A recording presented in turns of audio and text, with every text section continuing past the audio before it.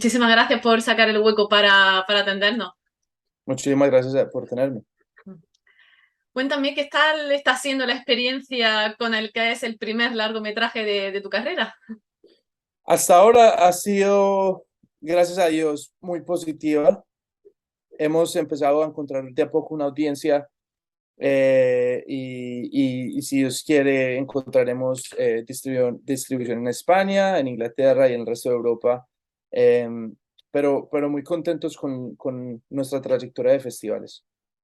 Pues es que de festivales había estado ya en Los Ángeles, ¿no? En San Francisco he podido leer y ahora aquí en Europa arrancáis en Sitges, que es como la gran meca, ¿no? Del cine de fantasía, del cine de terror. ¿Qué es para ti este festival y qué va a suponer para la película? Significa mucho para nosotros, porque de cierta manera es como nuestra película, no, yo no diría que es una película tradicional de Sitges, ya que en la mayoría, pues nosotros tenemos género, tenemos fantasía, elementos de fantasía o de Ujú. realismo mágico, y estamos explorando eh, como esos elementos más mágicos durante la historia, y es una historia que en su historia principal es de dos personajes que van a ir a un encuentro alienígena, entonces tiene eso también, pero me ha alegrado mucho que es una película que fue aceptada por esta comunidad y que los programadores creen que es muy buena película para las audiencias de CGS. Estuvimos también en Fantastic Fest en Austin, que es otro festival de fantasía en Estados Unidos, creo que es el más grande de Estados Unidos, y tuvimos muy buena respuesta. Entonces, lo que marca esto es que es una película que no es de un género, sino que es una mezcla de géneros, está teniendo muy buena presencia en las audiencias que normalmente están acostumbradas a géneros como horror o ciencia ficción o fantasía exclusivamente. Entonces, de cierta manera nos da un poquito más como de tranquilidad y es como que nos estuviera aceptando esta comunidad y eso se siente bien y creo que también nos puede ayudar en el mercado.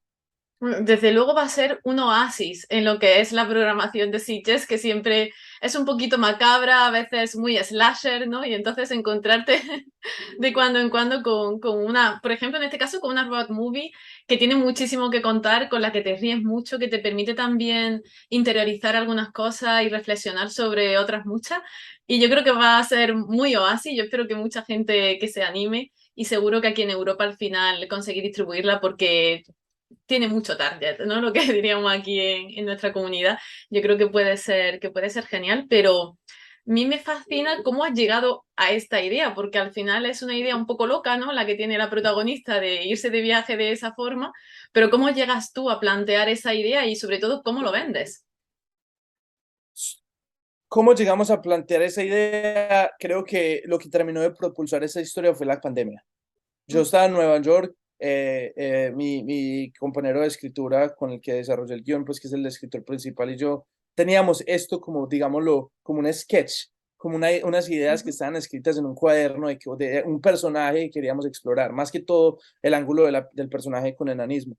Pero la manera como llegamos es una vez entró la pandemia y nos vimos encerrados en nuestros apartamentos como todos, por decirlo así, una experiencia que tenemos toda la humanidad colectiva de querer escapar nuestra realidad por unos días, porque esto que está pasando es muy loco y llega el punto donde no estamos desempleados, no tenemos cómo pagar la renta, no tenemos, entran muchos problemas, entonces existe ahí es donde un road trip movie como que entró de primer plano y dijimos, este es el tipo de historias que tenemos que contar. Y dos personajes que son personajes que no son tus personajes tradicionales, eso es algo que tú ya estás interesado en explorar. Generalmente ese son el tipo de historias y personajes que me gustan en el cine o que me gustan explorar. Y ya con lo de la parte alienígena y como esa parte que le metimos, eso fue ya más como en el proceso de desarrollar por qué, darles una razón por la que se quieren escapar. Y yo creo que encontramos como una metáfora muy bonita, como muy útil y como muy honesta de lo que representan los alienígenas y lo que representa la vida en otro planeta y la manera como uno se siente, porque a veces uno se siente solo en el universo. Yo soy un colombiano que está de inmigrante en Nueva York, donde obviamente en Nueva York hay muchos colombianos, pero no todos están haciendo cine, no todos están intentando hacer una vida en las artes y de cierta manera uno se siente como solo. Y uno es un alienígena porque cuando tú llegas a Estados Unidos con tu green card, te dan una tarjeta que dice alien, un alien number, ¿cierto? Un número alienígena, literalmente. Y, y entonces, como primero, entonces la película se llama Unidentified Objects, objetos no identificados, que habla de los objetos no identificados en el espacio, pero también nosotros que no, o las personas que no pertenecemos de cierta manera a ningún círculo social y que o pertenecemos a varios, pero la verdad no. Em, entonces ya como por ahí y sí, como que a mí me encantan los alienígenas, me encantan las películas de ciencia ficción, o sea, todo eso me sigue gustando, pero también me gustan mucho las películas que exploran personajes y que son humanas y que te permiten explorar personajes y sus realidades desde ángulos diferentes, ¿cierto? Entonces, sí, entonces la manera como se hizo y la manera como la pudimos vender fue más como personas que conocía, inversionistas que estaban interesados en mis proyectos y los pude convencer para hacer esta película. Es una película de bajo presupuesto en general, no es un presupuesto gigante y eso nos permitió poder conseguir los fondos relativamente rápido cuando estábamos en ese proceso. Pero sí, o sea, fue una experiencia, ha sido una experiencia única haberla hecho. Y Contáis con un reparto, bueno, espectacular. Estos actores, la película me ha gustado muchísimo, el guión me ha parecido muy inteligente, súper rápido, muy ácido, ¿no? Porque además el personaje de Peter como que da pie a eso. Cuando se enfrenta a Winona me gusta mucho, pero es que, ¿los tenías en mente a estos actores o han llegado después? no, los encontramos, los descubrimos uno por uno. Y fue un proceso que le metimos mucho corazón. Y yo creo que al fin y al cabo viene a eso, cuando tú le metes mucha pasión y le metes y construyes como un ambiente para creadores, para que los actores y nuestros colaboradores, como el cinematógrafo, el diseñador de producción y todos podamos como trabajar en conjunto, creo que empieza a suceder magia. Y con estos actores empezamos, o sea, el primero que descubrimos fue al actor principal, a Matthew, el que tiene enanismo. Hicimos un casting grande alrededor del mundo y una vez lo descubrimos a él, ya ahí empezaron a caer en casillas los otros actores y audicionarlos y hacer leídas con él.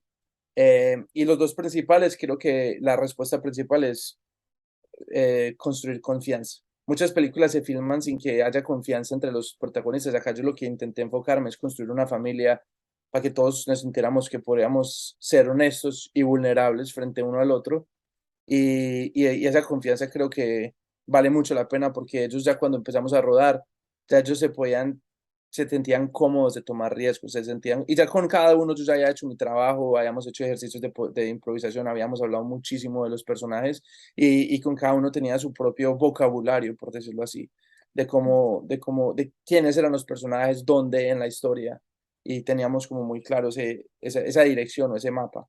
Hacia dónde iba. Me encanta porque se nota muchísima la complicidad que hay entre Sara y Matthew y el trabajo me parece bueno, sobresaliente totalmente. Para mí no me lo esperaba porque muchas veces no sabe uno qué esperar, ¿no? En una película y uno sabe que hay actuaciones notables y los he visto trabajar, por ejemplo, a Matthew en series como New Amsterdam, ¿no? O Miss Maisel y sabes que es bueno, lo ves ahí porque tiene una presencia en pantalla, pero a verlo aquí de forma continuada, con esos planos, con esa vulnerabilidad que también se muestra, pues es fascinante, ¿no? A mí me ha gustado muchísimo. Nos comentabas también sobre el trabajo que habéis hecho con otros creadores, ¿no? A nivel de lo que sería producción, diseño, vestuario. Em, ¿Cuál dirías que ha sido la escena más difícil de trabajar, de grabar?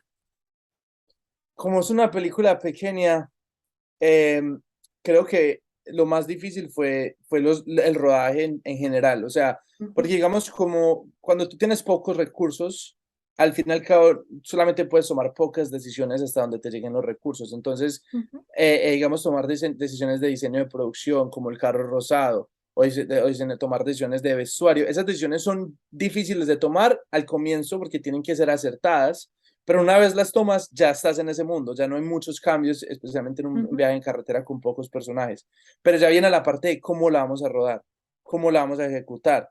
Y mi cinematógrafo, mi director de fotografía y yo, que es mi amigo de muchos años, que se llama Camilo Monsalve, muy talentoso, radicado en Nueva York, que es colombiano. Camilo y yo queríamos que esto se sintiera de cierta manera como si estuviéramos un poco en una realidad alterada. Entonces queríamos filmar muchos de las escenas a horas muy específicas. Entonces hubo días muy agresivos donde empezamos a montar a las 2:30 de la mañana o 3 de la mañana para poder tener los planes listos para apenas saliera la primera Ujú. incidencia de sol a iluminar nuestro set, porque como no teníamos muchos equipos, teníamos que estar muy dependientes del día y el clima.